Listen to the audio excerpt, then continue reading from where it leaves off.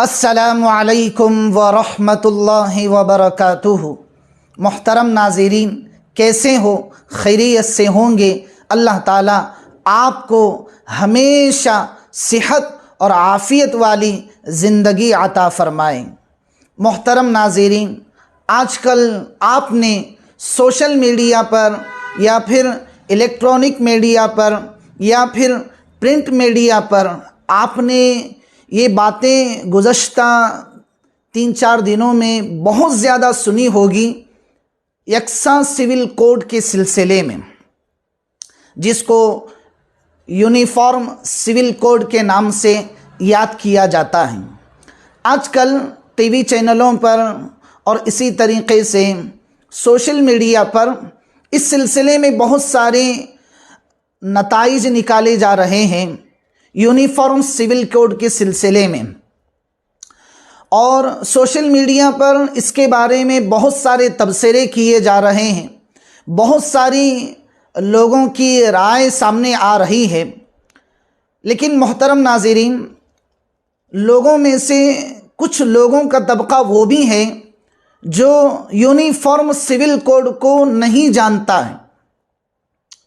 Uniform civil code के क्या माने हैं, इस कानून के ज़रिए से मुल्क में क्या चाहा जा रहा है, और इसी तरीक़े से एक बहुत ही आम लफ्ज़ है मुस्लिम पर्सनल लॉ बोल्ड, ये भी बहुत सारे लोगों को मालूम नहीं है।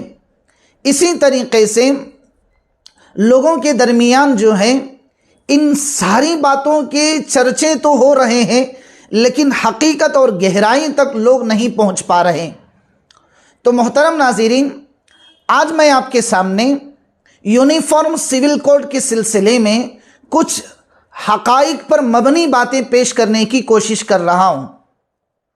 मोहतरम नाज़रीन, जैसा कि आप जानते हैं, हमारा मुल्क भारत पूरी दुनिया में इसलिए जाना जाता है, पहचाना जाता है कि यहाँ पर हर मज़हब पर अमल के लिए हर तबके को खुल्लम खुल्ला इजाज़त दी जाती है। कानून और ला ये कहता है कि यहाँ पर हर मज़हब के मानने वाले, हर सकाफ़त को फॉलो करने वाले, हर तहज़ीब को अपनाने वाले लोग यहाँ रहते हैं, और इसीलिए पूरी दुनिया में ये हमारा मुल्क इसी नाम से मशहूर होता है। लेकिन मोहतरम नाज़रीन, आपने ये बात भी बहुत अच्छे अंदाज में समझी होगी, या फिर शायद आप आइंदा समझ सकेंगे कि मुल्क की खूबसूरती प्यार और मोहब्बत के बांटने में है। मुल्क की तरक्की और मुल्क को एक अच्छे पैमाने पर और एक तरक्की याफ्ता ममालिक में खड़े होने के लिए सबसे पहले जिस चीज़ की ज़रूरत है वो आपस में प्यार और मोहब्बत की ज़रूरत है। इसीलिए मोहतरम नाज़रीन, बाज़े मरतबा प्यार और मोहब्बत से जो चीज़ें बनाई जाती हैं और जो चीज़ें खड़ी की जाती हैं वो नफ़रतों से कभी खड़ी नहीं होती। इसलिए कि प्यार और मोहब्बत जब किसी घर में होती है, जब किसी सोसाइटी और मुआशरे में होती हैं, तो वो सोसाइटी, वो मुआशरा, वो घर कभी भी गैरों के हवाले नहीं होता है। उसको बर्बाद करने के लिए गैरों की जो क़ुव्वतें होती हैं वो कभी भी इकट्ठा नहीं होती है, जब तक उस घर में, उस मुआशरे में, उस सोसाइटी में लोग प्यार के साथ, मोहब्बत के साथ, अमन के साथ, एक दूसरे के हुकूक की अदायगी के साथ ज़िंदगी गुजारते हों। लेकिन जहाँ पर नफ़रतें आती हैं, जहाँ पर बुग़्ज़ आता है, एक दूसरे से हसद आता है, तो वो चीज़ें ख़त्म हो जाती हैं, उसकी पूरी खूबसूरती ख़त्म हो जाती हैं। वो बराए नाम घर होता है, लेकिन अंदर से वो नफ़रतों का बाज़ार होता है।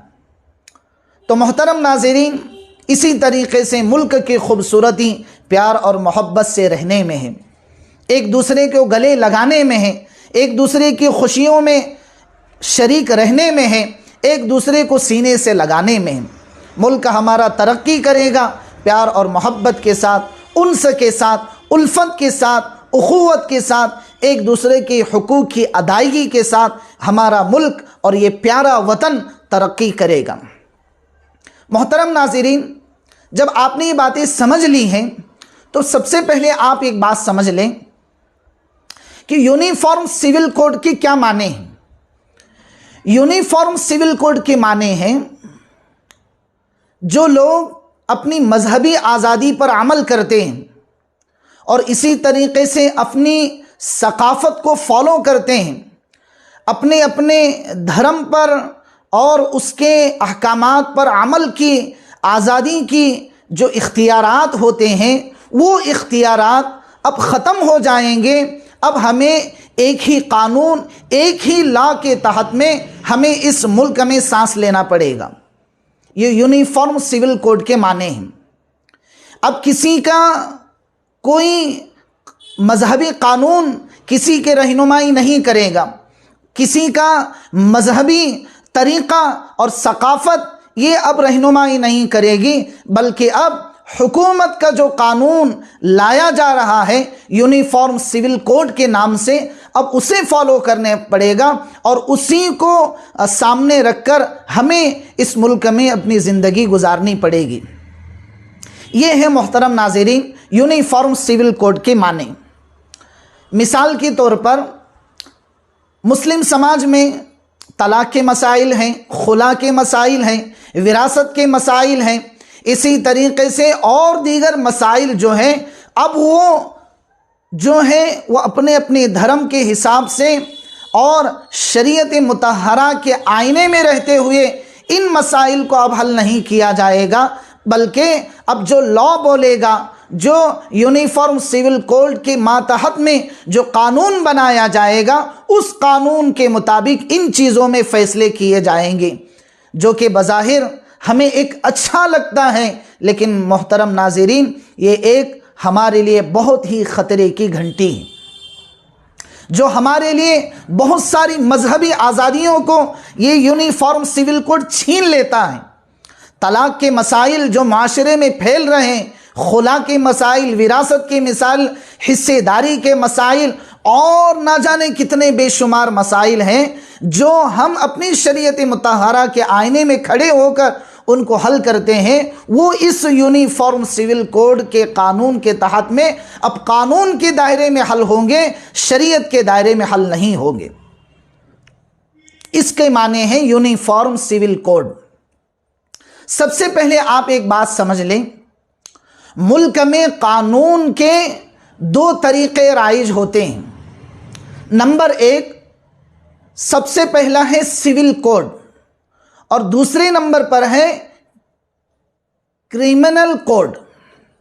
सबसे पहली चीज़ सिविल कोड और दूसरे नंबर पर है क्रिमिनल कोड। सिविल कोड और क्रिमिनल कोड, इन दोनों को आप थोड़ा सा समझें। क्रिमिनल कोड किसको कहते हैं? क्रिमिनल कोड उस चीज़ को कहते हैं कि जिसके अंदर मुल्क के बाज़े मसाइल के कवानीन उसमें बनाए जाते हैं। मिसाल के तौर पर किसी ने अगर चोरी की और इसी तरीक़े से उसको उस सज़ा की वजह से उसको कैद खाने में रखा जा रहा है, तो अब ये कानून बतलाएगा कि उसे क्या सज़ा देनी चाहिए। और इसी तरीक़े से दीगर चीज़ें हैं कि जिसमें ये क्रिमिनल कोड बतलाएगा कि इसमें क्या सज़ाएं मुरत्तब की जाती हैं। तो क्रिमिनल कोड में ये सारे बातें आती हैं और बाज़ इंतज़ामी उमूर की बातें भी क्रिमिनल कोड में आती हैं। नंबर दो है सिविल कोड।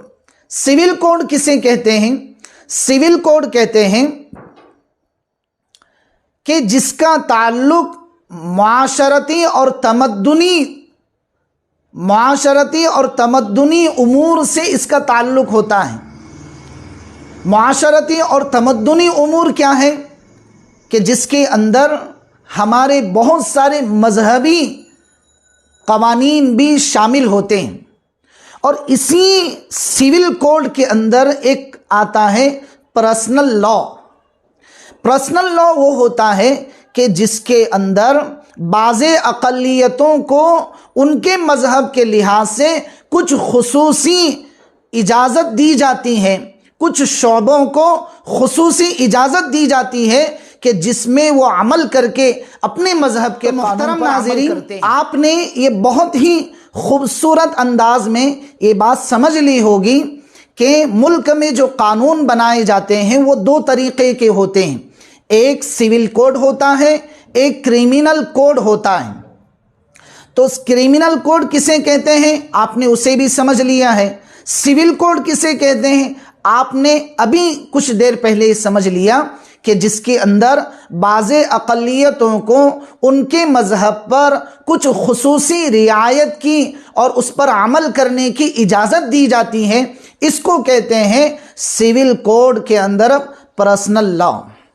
तो मोहतरम नाज़रीन, अब ये कहा जा रहा है कि यूनिफॉर्म सिविल कोड के तहत में जो कानून बनाया जाएगा वो कानून हमें अपने मज़हब पर और हमारी सकाफ़त पर और इसी तरीक़े से हमारी दीनी उमूर पर अमल के बजाय हमें एक कानून के तहत में ज़िंदगी गुजारनी पड़ेगी जो बनाया जाएगा। तो मोहतरम नाज़रीन, आपने ये तमाम बातें समझ ली हैं कि यूनिफॉर्म सिविल कोड के क्या माने आते हैं। दोबारा मैं आपके सामने अर्ज़ कर देता हूँ। यूनिफॉर्म सिविल कोड के माने हैं कि हमारे जो भी मजहबी आमाल हैं जो हमें कानून के तहत में अमल की इजाज़त दी गई है, और इसी तरीक़े से जो दूसरी चीज़ें जो हमें मजहबी एतबार से कानून के दायरे में रहते हुए हमें अमल की इजाज़त दी गई है, उनमें अब हमें कोई इजाज़त नहीं होगी, बल्कि कानून जो बनाया जाएगा, नया कानून, और उसके तहत में जो रूल्स हमें दिए जाएंगे उसके मुताबिक हमें ज़िंदगी गुजारनी पड़ेगी। हमें कोई मजहबी आज़ादी और मज़हब पर अमल करने के लिए और अपनी सकाफ़त अमल करने के लिए कोई इजाज़त नहीं होगी। ये यूनिफॉर्म सिविल कोड के माने हैं जो मैंने मोटे अंदाज में आपके सामने रखे हैं। इसी तरीक़े से पर्सनल लॉ के माने भी आपने समझ लिए, और इसी तरीक़े से मुल्क में राइज कानून जो दो तरीके के होते हैं, एक क्रिमिनल कोड और एक जो है सिविल कोड, ये तमाम चीज़ें मोहतरम नाज़रीन आपके सामने होनी चाहिए। अब अल्लाह से खैर मांगें और दुआ मांगें कि अल्लाह ताला हमारे लिए और पूरी उम्मत मुस्लिमा के लिए खैर का इरादा फ़रमाए और नज़र करम फ़रमाएँ। अगर आपको ये मालूमात अच्छी लगी है तो मेरी गुजारिश ये है कि जो मुसलमान इन सारी गहराई की बातों को नहीं जानते हैं उन तक पहुंचाने के लिए ज़रूर आपसे मेरी ये गुजारिश है कि आप हमारा चैनल सब्सक्राइब करें और उन तक पहुंचाने के लिए ज़रूर लाइक करें और शेयर करें, और कमेंट बॉक्स में मेरे लिए और पूरी उम्मत मुस्लिमा के लिए दुआओं में ज़रूर याद रखें। अस्सलामु अलैकुम व रहमतुल्लाहि व बरकातुहू।